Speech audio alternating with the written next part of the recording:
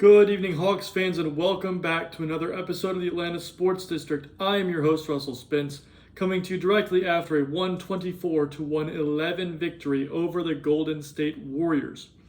Starting off, first game, getting our new teammates involved. We had CJ McCollum and Corey Kispert. There were multiple times where you could tell they kind of didn't know what they were doing in our overall scheme and things yet.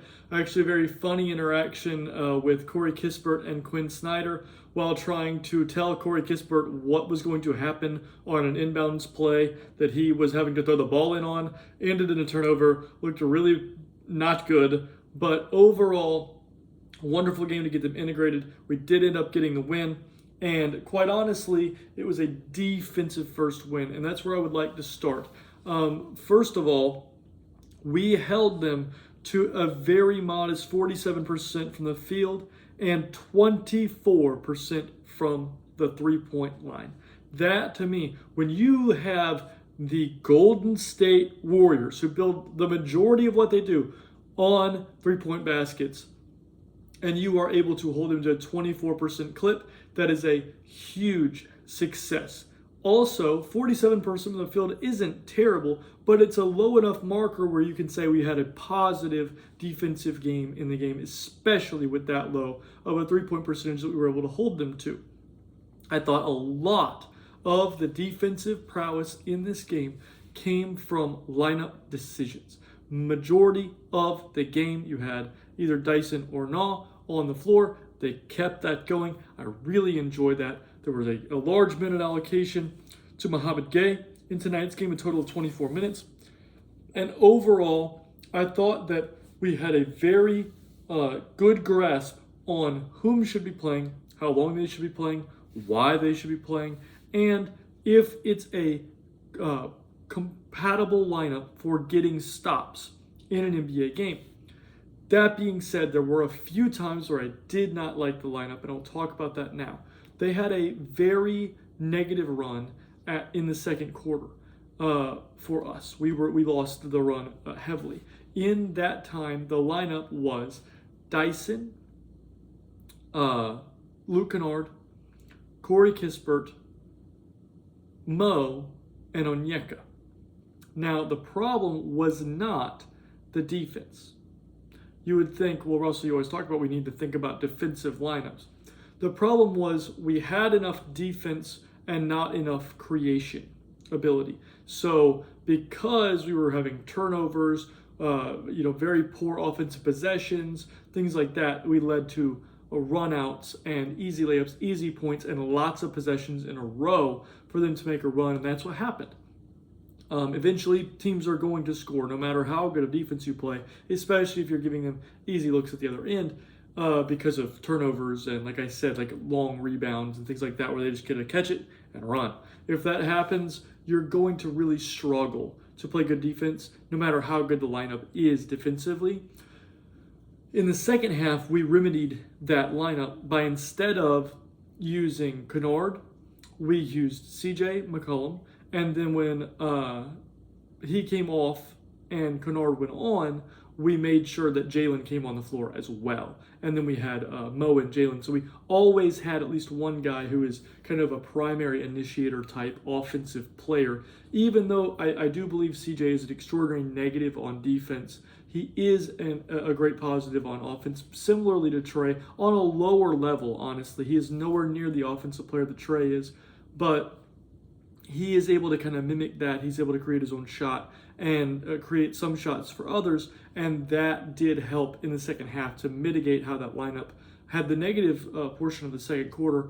We fixed it in the second half, and that's the kind of thing that I've been discussing when I'm talking about my problems and issues with the way Quinn Snyder has been running his team.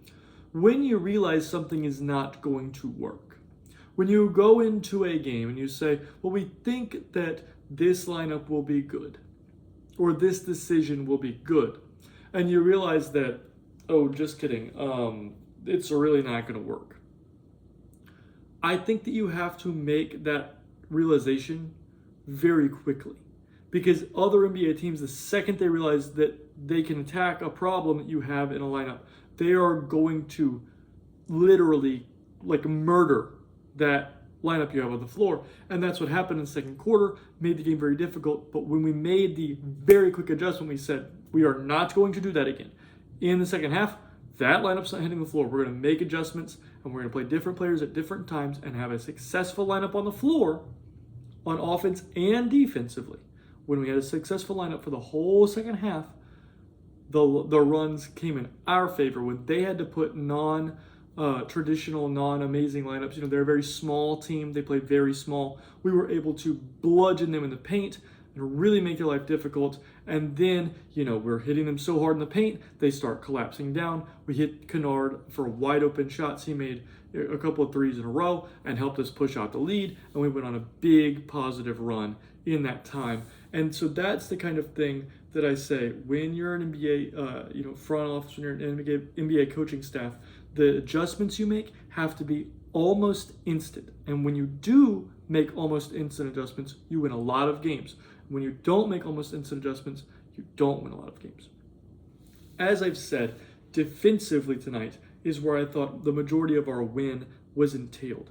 For a large majority of the game, until the very end of the fourth quarter when they made some shots, we held them under 100 points. They eventually end with 111, but a lot of that 111 over 100 came after we had pulled basically all of our players, and they were playing kind of free-flowing, kick it up the court, try to score a bunch of points. We don't care if we give up a bunch of points. We're trying to come back kind of offense, and they did score in that way.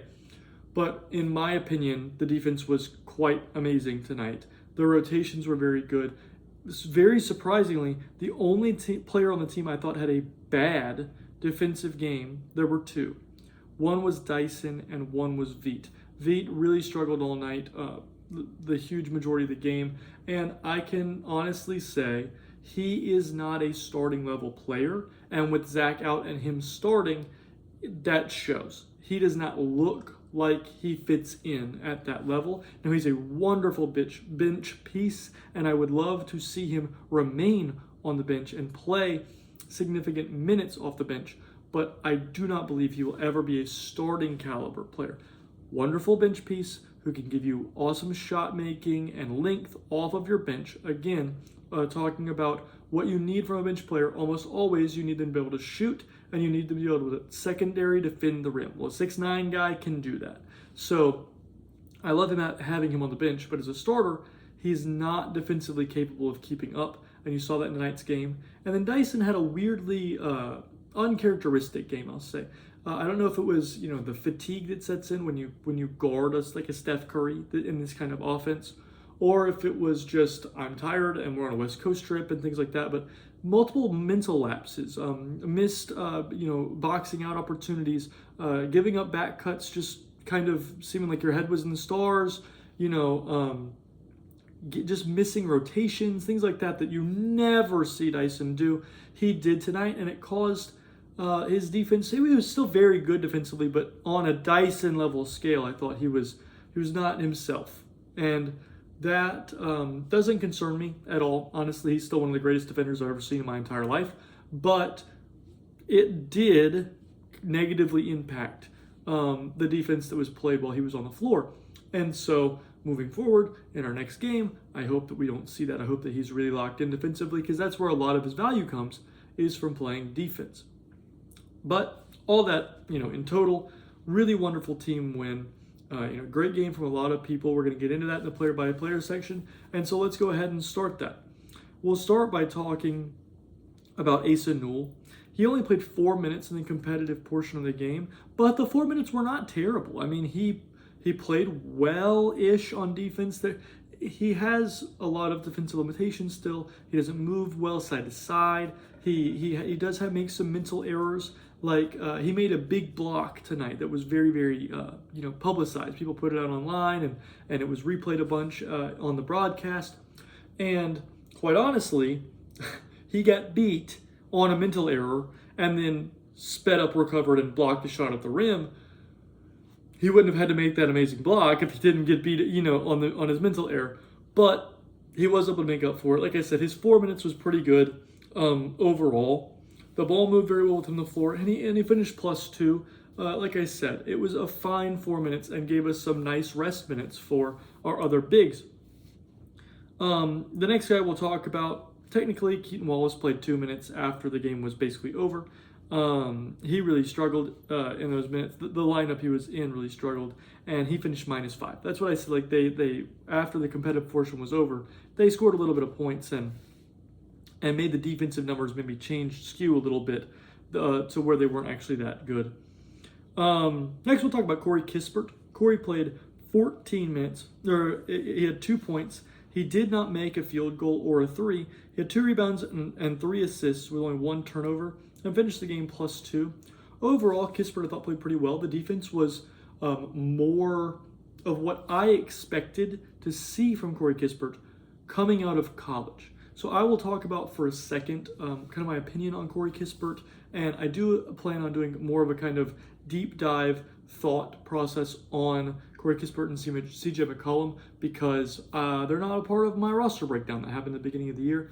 If you still want to know any of my opinions on the players on the team, my first video I ever posted on this channel is a full roster breakdown of everything that I think of every player that's been on our team so far this year. So if you would like to go see that, I highly recommend going and looking at it because it does kind of give you some context of what I'm thinking about these players and kind of how the team is constructed. But talking about Corey Kispert, when he was drafted out of Gonzaga, kind of the theory of playing him was he was an older prospect, he was more ready-made, especially with his jump shot and his knowledge of basketball. And that has proven to be very true. In Washington, over the past 2 seasons, the numbers say that he has been a very, very negative defender. I do not find that to be what I would project moving forward from Corey Kispert. To me, what I was seeing on tape and kind of what I hear when he talks about his time in Washington, I think he was extraordinarily frustrated getting drafted to a franchise that has been historically unsuccessful, especially in recent memory. I think he basically was sitting there going, if I play good defense, we're going to lose. And if I play bad defense, we're going to lose. So why do I care? I think that's kind of what was going into his brain. But I think here, with kind of a culture of like, we have Dyson, we have Mo, we have Nall, we have Zach, if you don't play defense, you will not play and you will not make money and your NBA career will be done right here. I think that will definitely change and skew his defensive effort and ability because quite honestly, he moves pretty well side to side. He is smart and he is thick and strong enough to be a good defender at the NBA level. I think it is mostly a mental focus and effort problem that he was having in Washington. And I can understand that if you are a Corey Kispert level player, I mean, you're a role player on a team that is getting destroyed every game you play for years. I can see that you would probably get pretty frustrated with that, and you're begging for some sort of fix and help, and the help happened to be that you got out of town. And so I think that we can hope to see, 38, 39% from 3, and plays good, smart, hard-nosed, tries hard defense. He's not going to be a Dyson Daniels level defender, but I think he can definitely be a serviceable bench piece, defensive, and 3-and-D kind of role player. I think he'll be very good in that mold, and I thought the defense was pretty good tonight. Moving on, we'll talk about CJ McCollum. CJ McCollum played 24 minutes. He had 12 points on 5 of 14 shooting, 0 of 4 from 3, 0 rebounds, 4 assists. I thought a lot of what happened to CJ was late clock problems. And I used to talk about that with Caris LeVert last year, where kind of Caris LeVert ended up being the clock is going down. There's like 9 seconds on the shot clock, and we're going to throw it to you, and you're going to try to go score, and it's going to lead to poor efficiency, but you're really the only person that can kind of even sort of do this. And so I think that's what happened to CJ McCollum tonight. We had a lot of times where it was like, here you go, CJ, try to go score. You only have 7 seconds. Best of luck. And he made some of them, and he missed some of them, but it was a higher percentage than anybody else on the floor would get, and he was able to move the ball. He did have 4 assists with no turnovers. The ball moved well with him on the floor. The offense was good with him on the floor. His personal efficiency wasn't wonderful because of the situations he was put in, but he was plus 19, a game best. And again, that shows you what the offense was able to do with him on the floor, and we put him in lineups where he was able to be helped defensively by other players. That was what I always said about Trey. Don't put Trey in a lineup where nobody can help him defensively. Do not put CJ McCollum in lineups where nobody can help him defensively. Play him with Mo, play him with Dyson or Naw. Play him with these players whom will help make the defense work while he's making the offense work. So, moving on next, we will talk about Luke Kennard. Now, Luke had himself a wonderful shooting game. He played 20 minutes. He had 22 points on 8 of 11 shooting, 6 of 9 from 3. He had a rebound and assist with no turnovers and finished +6. So remember, the next two people we'll talk about, both of them had this problem because in the second quarter, they were on the floor during that big run by Golden State. And that made them go deeply in the negative plus-minus wise. But in the second half, we remedied that problem of that lineup that was not constructed very well. We played well-constructed lineups for the entirety of the second half, and when that happened, their plus-minuses skyrocketed. We're about to see that with Mo next as well. When they were on the floor, the plus-minuses were very bad in the first half, very good in the second half. And so when I look at this, I say, the kind of aggressiveness, the 9 shots from 3 from Luke Kennard, that is what we need. If he does that, he is an extraordinarily valuable player. When he hunts his jumper at that level, there is no stopping him. He is too good of a shooter. It is similar to Steph. The way Steph hunts his jumper, if Luke Kennard hunted his jumper like that, he would be a similar offensive output player to like a Klay Thompson, like these players that hunt their jumpers like crazy and can really make them. Another example of a guy right now who's really playing well doing this is Quentin Grimes. That's the kind of level of player we could get out of Kennard. He just has to hunt his jumper at this level for the rest of the year. That's the kind of production he could have. Really wonderful game from him. Once we got him in good lineups that could protect him, he played extremely well. And I mean, again, just continue to hunt your jumper at this level and you'll be a wonderful NBA player for us. Moving on, last guy off the bench we'll talk about is Mo Gay. Mo played 24 minutes. He had 5 points on 2 of 3 shooting, would have 1 from 3. He had 5 rebounds and 2 fouls. He ended the game with a steal and a block and was +8. So Mo Gay's defense is absolutely insane. And it was actually hilarious. Like, I was laughing audibly while watching the game, watching Jimmy Butler get, he would have the ball at the top of the key, and they'd come set a screen for him, and he would, try to force a switch, and it wouldn't work. And Mo Gay would get, fight over the screen, and then they'd be like, okay. He'd, cross over somehow. He'd have the ball in the other hand. They come set another screen. He, finds a way to get around it. Finally, they force a switch, and Jimmy Butler comes off it and starts to do that little thing where he turns his butt and starts backing down a guard, and Mo Gay comes and doubles, and the guard exits, and now he's got Mo Gay on him again, and he shoots some crazy fadeaway thing over a 7-foot-tall guy that airballs. And it was over and over and over again watching Jimmy Butler, not know what to do. He was like, I have no earthly idea how to score on this human being. The whistle Mo got was very unfortunate tonight, but the defense is just so untenable. And again, he played 24 minutes. In games where Mo Gay plays over 18 minutes, we have a wonderful record. At some point, I will re-update the last game, that the breakdown of how many wins we have and how many losses we have when these players play a certain number of minutes. But Mo Gay really helps us win games. He makes winning plays. He plays winning defense. And he makes the lineups where you have a player like CJ or like Luke on the floor, he makes them winnable lineups because they're able to get stops and they're able to score. Even if Mo's not the one doing the scoring, he's a good screen setter. He moves the ball pretty well. Tonight, he was a lot more aggressive playing downhill. I loved that. I said, he didn't even shoot the ball, but it was just being willing to dribble it at all. When you are a 7-foot-tall guy and you catch the ball and you say, he had one time where pump fake Jimmy Butler up in the air, he drives, the defense collapses, and he throws it to Luke Kennard, and Luke Kennard makes a 3. Things like that are what make you valuable offensively. You don't have to be the one scoring it. It's just adding value any way you can. Set good screens, move the ball well, make the defense rotate, do things like that, and you'll be valuable offensively, and he's enormously valuable defensively. Probably, this is going to sound like I'm blaspheming, but he might be the most valuable defensive player we have, and we have Dyson Daniels. But Dyson isn't able to affect the rim the way that Mo is. And Mo is playing on the perimeter and guarding Steph Curry. I mean, that was the kind of thing that, Steph made one absolutely like crazy, insano, like wrap around, flip it up, layup thing with Mo on him tonight. But other than that, Mo Gay played defense very adequately on Steph Curry, first ballot Hall of Famer, top 10 player ever on most people's boards. The greatest shooter to ever live, and Mo's playing defense like he knows what he's doing out there. And he's not worried.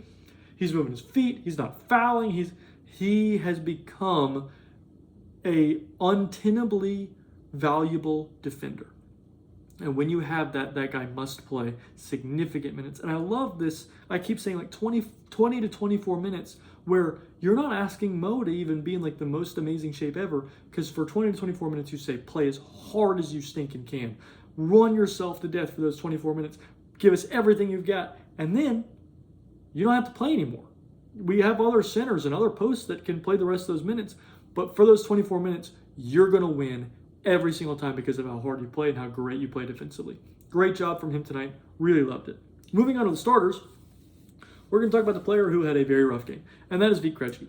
Vit played 21 minutes. He had 5 points on 104 shooting, 104 from 3. He had 5 rebounds, no assists, and a turnover with 4 fouls. Defensively, it was bad. Efficiency-wise, it was bad. Shooting was bad. He didn't have any assists, which is usually something he gives you. He's a very good passer. It was just a rough game. And I just think he doesn't live up to a starter level player. He was the only player that played in the competitive portion of the game that was in the negative. He finished the game -3, and I thought that did play out in the overall just film. When you watched him, it looked like he was -3. He had kind of a rough game. Next, we'll talk about Dyson Daniels. Dyson played 31 minutes. He had 11 points on 5 of 8 shooting, 7 rebounds, 9 assists, 3 turnovers, 4 fouls. Finished the game +8. Like I said, offensively, it was actually pretty good. The turnover number could come down a little for the usage he gets, but he rebounded the ball well. Assists were good. He shot a pretty decent clip from the field, scored double digits, played fine offensively. The defense was a little under what you would usually expect, but it was still a big positive. Very good game from Dyson. He's a wonderful player, and I'm excited to see him continue to develop, and I really hope that the jump shot figures itself out soon. Like I've said in the past, in order to fix a jump shot, you have to change the components. I don't know if he's going to do that. I don't know if that's an off-season thing that's in the plan at any time soon, but he's still being a very positive player without the jumper. And so I think that in order for him to become like the true ceiling of what he could be, he would have to add the jumper, but he's playing very well. Next, we will talk about Onyeka Okongwu. Onyeka played 33 minutes. He had 18 points on 6 of 14 shooting, 3 of 6 from 3. He had 12 rebounds, 8 assists with only 1 turnover, 4 fouls, and finished the game +8. Onyeka played quite well. They have what I would call an interesting situation at center. Quentin Post is a great shooter whom doesn't do much else well. Guy Santos is their backup right now. He is extraordinarily athletic, great defensive player whom is out of control and fouls people a lot and is less valuable than Mo offensively, in my opinion. I mean, he is very bad offensively. And then you have Trace Jackson Davis, who at times has given them value also. Great screen setter, very athletic, lob catcher kind of guy. Gives you basically nothing in terms of the skill of playing basketball, and the defense waxes and wanes, let's say. He's nowhere near as valuable defensively as like a Guy Santos. Onyeka showed that they have a problem at center. He took advantage of every matchup he had. It was very obvious that he was the best center on the floor when he was playing. Similarly to what he did to, in previous games where like when he was playing against the Knicks and they didn't have Mitchell Robinson or Karl-Anthony Towns and he just like destroyed them. That's one thing Onyeka is very good at. If you don't have a starting level center, he will murder your team. If you do, he kind of plays normal. He's fine. But if you don't have one, he's very good at being like, this is a problem for y'all and I'm going to demolish it. And that's what he did tonight. Dominant on the boards, had a great passing night, scored the ball at a pretty efficient clip. He missed a couple of things that he could have made, but overall played very, very well. Was very good on defense. Very proud of the output he had tonight. Very good. Next, we'll talk about Nickeil Alexander-Walker. Nall played 34 minutes. He had 24 points on 9 of 18 shooting, 3 of 7 from 3, 2 rebounds, 2 assists with 1 turnover. Finished the game +9. Nall had the wonderful and honestly terrible assignment of guarding Steph Curry. That has to be absolutely horrible for you. I mean, you're going to lose a couple of pounds every time you do it. He runs so much. But he did a nice job on Steph. Steph had a rough game from 3. He was 3 for 11. When you hold Steph Curry to 3 from 11 from 3, you're doing a very good job. And offensively, he shot a very nice clip. 50% from the field, a little under 50% from 3.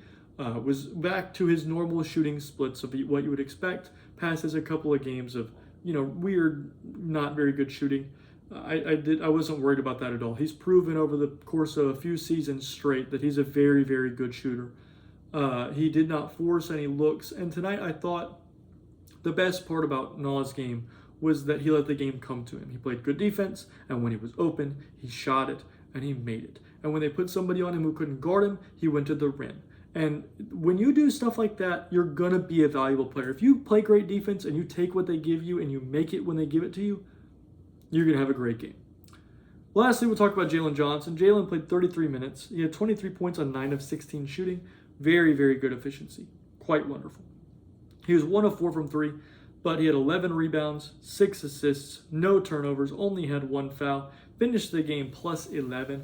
Jalen was the best player on the court for the majority of the game. When he wanted to score, he went and scored. They play very small. I would like to see him take even more advantage of teams that do this. But there were multiple times where he had Will Richard on him, where he had Brandon Podziemski on him, and I'm saying, go to the rim, go to the rim. But when he did, he would just move them out of the way and shoot an easy little jumper. When they got Steph on him, he attacked every single time in a great way. That kind of thing, I want him to realize, no matter whom they put on me, if they are too small, I am going to punish them. It's almost like, I used to think this way. I would say, how dare you? When a defense would leave me open, I think, how dare you leave me open? I am going to make this because how dare you? You should know the scouting report. You should know who I am. That's the way I thought as a shooter. Jalen Johnson needs to go, do you know who I am? I'm 6'11". I weigh 230 pounds. I'm one of the most athletic players in the league. You're not allowed to put Will Richard on me. How dare you? And when he hits that level of confidence in an NBA game, then he will absolutely be an all-NBA caliber player, an MVP caliber player. And we don't even talk to me about all-stars. He'll make one every year for the rest of his career when he starts to play like that. And so we're getting him there, but we're not quite there yet. So, moving forward, we get the Lakers on Tuesday. They're a very good team, but I believe we have the capability to be a very good team as well. Let's keep playing these defensive lineups. Let's continue to stagger the minutes of Nall and Dyson. Let's continue with these high minute allocations to Mo, and let's hopefully get Zach back healthy, because he also is a very big proponent to us being a successful basketball team. With that being said, like, comment, subscribe, do all the YouTube stuff. Let me know your thoughts on everything we've got going on as a Hawks fan base. Share the podcast with a friend. If you have anybody who you think even remotely likes the Hawks, send them the video. See if they want to listen to it. See if they enjoy what I got to say, or if they don't and they don't like it, then that's fine, but it's worth a shot. At the end of the day, I hope that we all are able to continue to have a wonderful time watching the Hawks. I thought tonight was a very enjoyable game to watch, and above everything else, I hope you have a great day.